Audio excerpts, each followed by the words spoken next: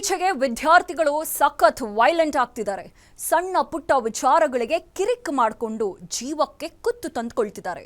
ಇದೇ ರೀತಿ ವಿಜಯಪುರದಲ್ಲಿ ವಾಚ್ ವಿಚಾರಕ್ಕೆ ಶಾಲಾ ವಿದ್ಯಾರ್ಥಿಗಳ ನಡುವೆ ಜಗಳ ಶುರುವಾಗಿತ್ತು. ಈ ಜಗಳ ಕೊಲೆಯಲ್ಲಿ ಅಂತ್ಯ ಆಗಿದೆ.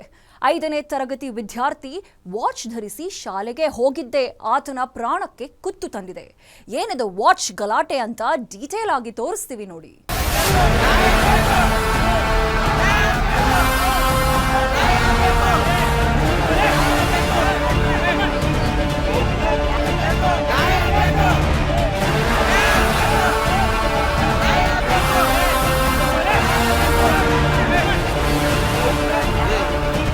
ಶಾಲೆಯ ಬಳಿ ಜಮಾವಣೆ ಆಗಿ ಆಡಳಿತ ಮಂಡಳಿ ವಿರುದ್ಧ ಪ್ರತಿಭಟನೆ ಮಾಡ್ತಿರೋ ಜನ, ಇವರೆಲ್ಲರೂ ಶಾಮೀಲಾಗಿ ಮಗುವಿನ ಸಾವಿನ ವಿಚಾರ ಮುಚ್ಚಿ ಹಾಕುತ್ತಿದ್ದಾರೆ ಅಂತ ಆರೋಪಿಸುತ್ತಿರೋ ಮಹಿಳೆ. ಈ ಎಲ್ಲ ದೃಶ್ಯಗಳು ಕಂಡುಬಂದಿದ್ದು ವಿಜಯಪುರ ಪಟ್ಟಣದ ಯೋಗಾಪುರ ಕಾಲೋನಿಯಲ್ಲಿರುವ ಸತ್ಯಸಾಯಿ ಬಾಬಾ ಶಾಲೆ ಎದುರು. ಇದಕ್ಕೆ ಕಾರಣವಾಗಿದ್ದು ಒಂದು ಮಗುವಿನ ದಾರುಣ ಸಾವು. ಇದಕ್ಕೆ ಕಾರಣ ಇದೇ ಶಾಲೆಯ 9ನೇ ತರಗತಿ ವಿದ್ಯಾರ್ಥಿಗಳು ಅಂತ ಜನ ಆರೋಪಿಸುತ್ತಿದ್ದಾರೆ.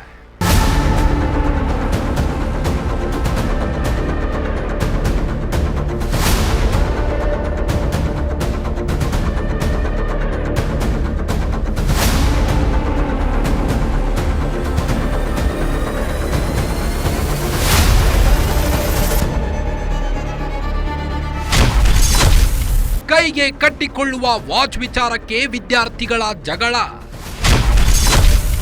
5ನೇ ತರಗತಿ ವಿದ್ಯಾರ್ಥಿ ಥಳಿಸಿ ಕೊಂದರ ಸೀನಿಯರ್ಸ್. ಈ ಫೋಟೋದಲ್ಲಿ ಕಾಣ್ತಿರೋ ಪುಟಾಣಿಯ ಹೆಸರು ಅನ್ಸ್. ಈತನ ತಂದೆ ಹೆಸರು ಸುನೀಲ್. ಮೂಲತಃ ಬಿಹಾರದವರಾದ ಸುನೀಲ್ ವಿಜಯಪುರ ನಗರದಲ್ಲಿ ಪಾನಿಪುರಿ ವ್ಯಾಪಾರ ಮಾಡಿಕೊಂಡು ಜೀವನ ಸಾಗಿಸ್ತಿದ್ರು. ತಾನಂತೂ ಹೆಚ್ಚು ಕಲ್ತಿಲ್ಲ, ಕನಿಷ್ಠ ನನ್ನ ಮಗನಾದರೂ ಚೆನ್ನಾಗಿ ಓದಲಿ ಅಂತ ವಿಜಯಪುರ ಪಟ್ಟಣದ ಯೋಗಾಪುರ ಕಾಲೋನಿಯಲ್ಲಿ ಸತ್ಯಸಾಯಿ ಬಾಬಾ ಶಾಲೆಗೆ ಸೇರಿಸಿದ್ರು. ಮಗು ಕೂಡ ಚೆನ್ನಾಗಿಯೇ ಓದುತ್ತಿದ್ದ. ಮಗ ಚೆನ್ನಾಗಿ ಓದುತ್ತಿದ್ದಾನೆ ಅನ್ನೋ ಕಾರಣಕ್ಕೆ ತಂದೆ ವಾಚ್ ಕೂಡ ಕೊಡಿಸಿದ್ರು. ಹೀಗೆ ಕೊಡಿಸಿದ್ದ ವಾಚ್ ಈತನ ಜೀವಕ್ಕೆ ಎರವಾಗಿದೆ.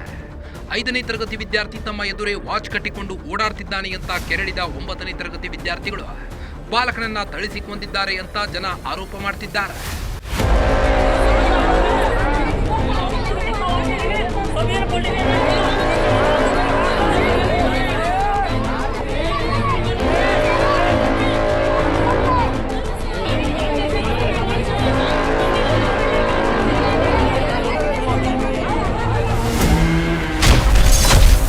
ವಿದ್ಯಾರ್ಥಿಗಳಿಗೆ ಬುದ್ಧಿ ಹೇಳದೆ ನಿರ್ಲಕ್ಷ್ಯ ತೋರಿಸಿದ್ರ ಶಿಕ್ಷಕರು.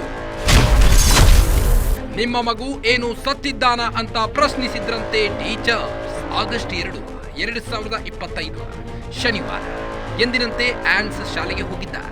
ಈ ವೇಳೆ ಆತನ ಕೈಗೆ ವಾಚ್ ಕಟ್ಟಿಕೊಂಡಿದ್ದ. ಇದನ್ನ ನೋಡಿದ ಹಿರಿಯ ವಿದ್ಯಾರ್ಥಿಗಳು ವಾಚ್ ಅನ್ನ ಕಸಿದುಕೊಂಡಿದ್ದಾರೆ.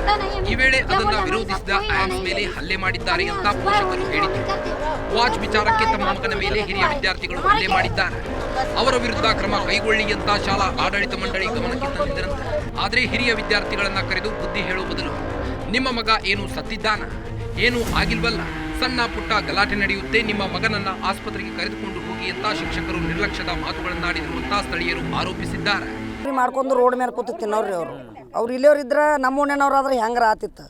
ಅದು ಈಗ 5-6 ದಿವಸ ಆತ್ರಿ ಹೊಡೆದಾರೆ ಹುಡುಗ ಹೊಡ್ಯಾನ. ಅಲ್ಲೇ ಡಾಕ್ಟ್ರುಗಳು ಸದಕ್ಕೆ ಪುಗ್ಸೆಟೆ ದವಾಖಾನೆ ತೋರಿಸಿ ಕಳ್ಸ್ಯಾರ. ಅದಕ್ಕೆ ಮುಂದೆ ಇಲಾಜಿ ಅವ್ರು ಬರಲಿಲ್ಲ, ಅವ್ರು ಮುಂದೂ ಒಯ್ದಿಲ್ಲ. ನಿನ್ನೆ 7 ಗಂಟೆಗೆ ಹುಡುಗ ಕ್ರಾಸ್ ಆತ್ರಿ. ಅವ್ರು ಏನು ಮಾಡ್ರಿ 4 ದಿವಸದಿಂದ ಏನದ ಒಯ್ದಾರ ಅವ್ರು. ಒಯ್ದು ಹಿಂಗೆ ಹೊಡೆದಿರಿ ಅಂತ ಕೇಳ್ಯಾರ ಅವರು. ಸತ್ತದನ ಕೂಸ ಸತ್ ಇಲ್ಲಾಕ್ ತಂದ್ರಿ ಆ ಕೂಸಿನ ಸತ್ರ ನೋಡ್ತೀನಿ ಹೋಗಂದಂತ್ರಿ ಅವನ ಮಾಸ್ತರ್ಗಳೇ ಅನ್ನ. ಮತ್ತು ಹಂಗನ ತಂದು ಹೊಳ್ಳೆ ಹಾಕೊಂಡ್ತಾರೆ ಅವರು. ಹೊಳ್ಳೆ ಹಾಕೊಂಡ್ತಾರ. ನಿನ್ನ ಕಲಾಸ ಆಗಿದ್ರಿ ಕೂಸ. ಮತ್ತು ಅದ್ರ ನ್ಯಾಯ ಬೇಕಂತೇಳಿ ನಿನ್ನೆ ನಾವು ಅಲ್ಲಿ ಹೋಗಿ ಅವ್ರ ಸಾಲಿ ಮುಂದೆ ಹಾಕೊಂಡು ಕೂತಿದ್ದೀವಿ. ಮತ್ತು ಇಲ್ಲ ನೀವು ಈಗ ತೊಗೊಂಡ್ರಿ ನಾವು ಮುಂದೆ ಬರ್ತೀವಿ, ಅದ್ರದ್ದು ಏನು ಮಾಡ್ತೀವಿ ಅಂತ ಕಿಸಿಂದ ನಮಗೆ ಹೇಳಿ ಕರ್ಸಾರಿ. ಇಲ್ಲಿ ಕರ್ಸನ ಮತ್ತು ಇಲ್ಲಿ ಉಲ್ಟಾ ಪಲ್ಟಿ ನಡೆದದ್ರಿ. ಈಗ ನ್ಯಾಯ ಬೇಕಲ್ರಿ ನಮಗೆ, ನ್ಯಾಯ ಬೇಕಿಲ್ರಿ, ಪರಿಹಾರ ಬೇಕಿಲ್ರಿ ನಮಗೆ. ಹಾಂ ಅದ್ರದ್ದು ಈಗ ಸದ್ದ ಏನು ಕೊಡ್ತಾರೋ ಮತ್ತು ಏನು ಬೈದು ತೆಗಣೆ ಹೋಗಿತಾರೋ ಗೊತ್ತಿಲ್ಲ ರೀ. ಪರಿಹಾರ ಬೇಕಿಲ್ರಿ. ಮತ್ತು ಖುಷಿಗೆ ಅದನ್ನು ನಾವು ಕೇಳಾಕತ್ತೀವಿ. ನಾವೆಲ್ಲರೂ ಉಣೇನವ್ರು ಬಂದು ಕಿಸಿಂದ ಹುಡುಗರು ಬಡ್ದಾರ. ಸರ್ ಹೇಳ್ಬೇಕಾಗಿತ್ತು, ನಾತ್ರ ಹೇಳ್ರಿ ನಾವು ಹೇಳ್ತೇವಾಡ್ರಿ ಅಂದ್ರೆ ಮಾತೆ ಮುಗಿದು ಹೋಗ್ತಿತ್ತು. 2 ಹುಡುಗ ಆಗ್ಯದ್ರಿ. ಈಗ ಒಬ್ಬ ದವಾಖಾನೆಗೆ ಅದಾನ, ಒಬ್ಬ ಹುಡುಗಿಗೆ. ಅದು ಈಗ ಈ ಹುಡುಗ 6 ದಿವಸ ಮೊದಲಾಗ್ಯದ. ಆ ಹುಡುಗ 4 ದಿವಸ ಆತು ಈಗ ಹುಡುಗ ಹೊಡೆದಂಗೆ. ಅದನ್ನು ಗೋಣಿ ಹಿಡ್ಕೊಂಡೇ ಬಂದದ.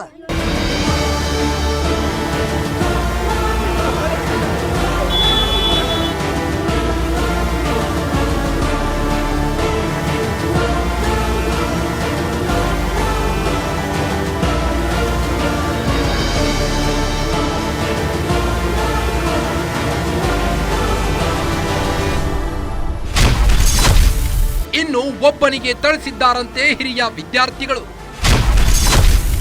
ಆಸ್ಪತ್ರೆಯಲ್ಲಿ ಇನ್ನೂ ಒಬ್ಬ ಬಾಲಕನಿಗೆ ನಡೀತಿದೆ ಚಿಕಿತ್ಸೆ.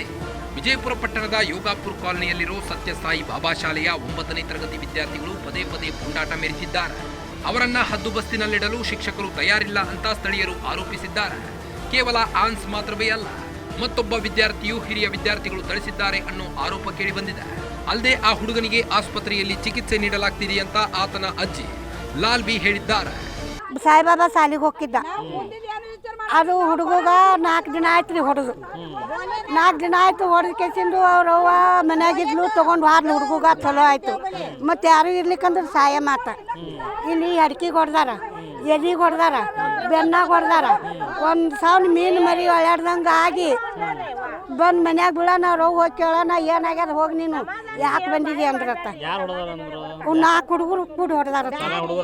ಅವ ಹೇಳ್ತಾನ್ರಿ ಹೊಡ್ಸ್ಕೊಂಡ. ಅವ್ರ ಹೆಸರು ಏನು ಗೊತ್ತಿರ್ಲಾಕಿಲ್ರಿ. ಸಾಂದ್ ಐತ್ರಿ ನಮ್ದು. ಅವ್ರು ಹೊಡೆದವ್ರು ದೊಡ್ಡವ್ರು ಏನು ಕೀಟಕ್ಕೆ ಏನಾರು ಇವು ಮಾಡಿರ್ಬೇಕ್ರಿ. ಸಣ್ಣ 7 ವರ್ಷದಿಂದ 8 ವರ್ಷದಿಂದ ಐತ್ರಿ ನನ್ನ ಮೊಮ್ಮಗ. ಇದು ಹುಡುಗಗೆ ಹೊಡೆದು 4 ದಿನಕ್ಕೆ ನಮ್ಮ ಹುಡುಗ ಹೊಡೆದಾರ ನೋಡ್ರಿ. ಒಂದೇ ಮಗ ಐತಿ, 2 ಹೆಣ್ಣು ಅದಾವ. ಈಗ ಮುಂದೆ ಇದು ಪರಿಹಾರ ಹುಡುಗಂದು ಹೆಂಗೆ ಮಾಡ್ತೀರಿ ಮಾಡ್ರಿ.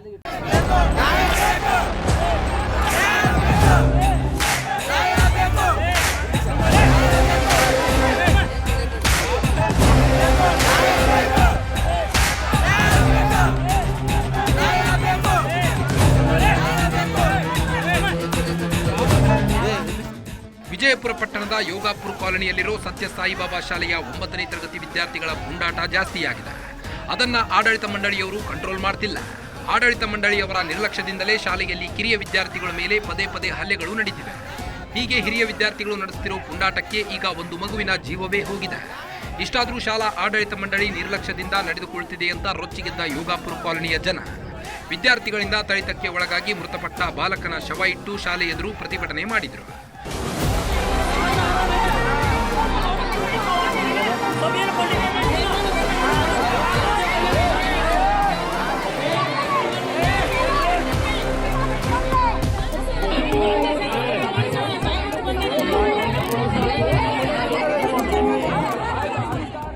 ಶಾಲಾ ಆಡಳಿತ ಮಂಡಳಿ ಲಾಬಿ ಮಾಡಿ ತಮ್ಮ ವಿರುದ್ಧ ಯಾವುದೇ ಕ್ರಮ ಕೈಗೊಳ್ಳದಂತೆ ನೋಡಿಕೊಳ್ಳುತ್ತಿದ್ದಾರೆ ಅಂತ ಜನ ಆರೋಪಿಸಿದ್ದಾರೆ. ಅಲ್ಲದೆ ಹೀಗೆ ಪದೇ ಪದೇ ಪುಂಡಾಟ ಮೆರೆತಿರುವ ವಿದ್ಯಾರ್ಥಿಗಳ ಮೇಲೆ ಕಠಿಣ ಕ್ರಮ ಕೈಗೊಳ್ಳಬೇಕು. ಶಾಲಾ ಆಡಳಿತ ಮಂಡಳಿ ಸದಸ್ಯರು ಸ್ಥಳಕ್ಕೆ ಬರಬೇಕು ಅಂತ ಶಾಲೆ ಎದುರು ಶವ ಇಟ್ಟು ಪ್ರತಿಭಟನೆ ಮಾಡ್ತಿದ್ರು. ತಡರಾತ್ರಿಯವರೆಗೆ ಜನ ಪ್ರತಿಭಟನೆ ಹಿಂಪಡೆಯಲು ಸಿದ್ಧರಿರಲಿಲ್ಲ. ಶಾಲಾ ಆಡಳಿತ ಮಂಡಳಿ ಸದಸ್ಯರು ಸ್ಥಳಕ್ಕೆ ಬರದ ಹೊರತು ಶವ ತೆಗೆದುಕೊಂಡು ಹೋಗಲ್ಲ ಅಂತ ಪಣ ತೊಟ್ಟು ಕೂತಿದ್ದಾರೆ.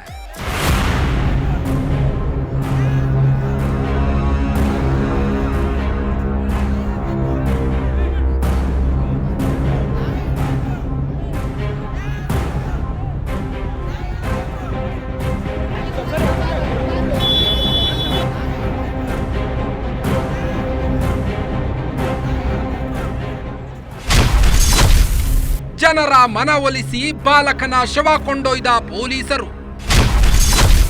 ಪ್ರತಿಭಟನಾ ನಿರತರಿಗೆ ಕಠಿಣ ಕ್ರಮದ ಭರವಸೆ ನೀಡಿದ ಕಾಕಿ.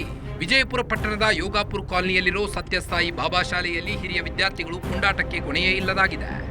ಇದರ ಕುರಿತು ಕ್ರಮ ಕೈಗೊಳ್ಳಬೇಕಿದ್ದ ಆಡಳಿತ ಮಂಡಳಿ ನಿರ್ಲಕ್ಷ್ಯ ಧೋರಣೆ ಅನುಸರಿಸುತ್ತಿದೆ. ಹೀಗಾಗಿ ಶಾಲೆಯ ವಿರುದ್ಧ ಕ್ರಮ ಕೈಗೊಳ್ಳಬೇಕು ಅಂತ ಆಗ್ರಹಿಸಿ ಜನ ಪ್ರತಿಭಟನೆ ನಡೆಸುತ್ತಿದ್ದರು. ತಡರಾತ್ರಿಯಾದರೂ ಪ್ರತಿಭಟನೆ ಹಿಂಪಡೆಯಲು ಸಿದ್ಧರಿರಲಿಲ್ಲ. ಕೊನೆಗೆ ಪ್ರತಿಭಟನಾ ನಿರತರಿಗೆ ಕಠಿಣ ಕ್ರಮದ ಭರವಸೆಯನ್ನ ಪೊಲೀಸರು ನೀಡಿದರು. ಇದಾದ ಬಳಿಕ ಬಾಲಕನ ಶವವನ್ನ ಪೋಸ್ಟ್ ಮಾರ್ಟಂಗೆ ಕೊಂಡೊಯ್ಯಲಾಯಿತು.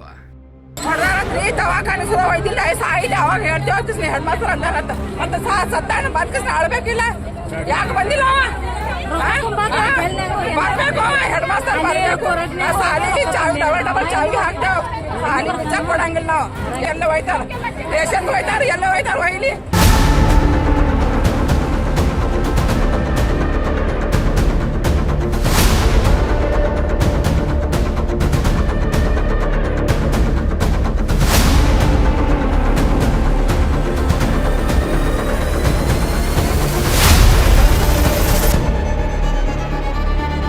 ಒಟ್ಟಾರೆ ತಾಯಿಯಾಗಿ ಮನೆಯಲ್ಲಿ ಪೋಷಕರು ಸರಿಯಾಗಿ ಮಕ್ಕಳಿಗೆ ಬುದ್ಧಿ ಕಲಿಸಲಿಲ್ಲ ಅಂದರೆ ಈ ರೀತಿಯ ಅಚಾತುರ್ಯಗಳು ನಡೆಯುತ್ತವೆ.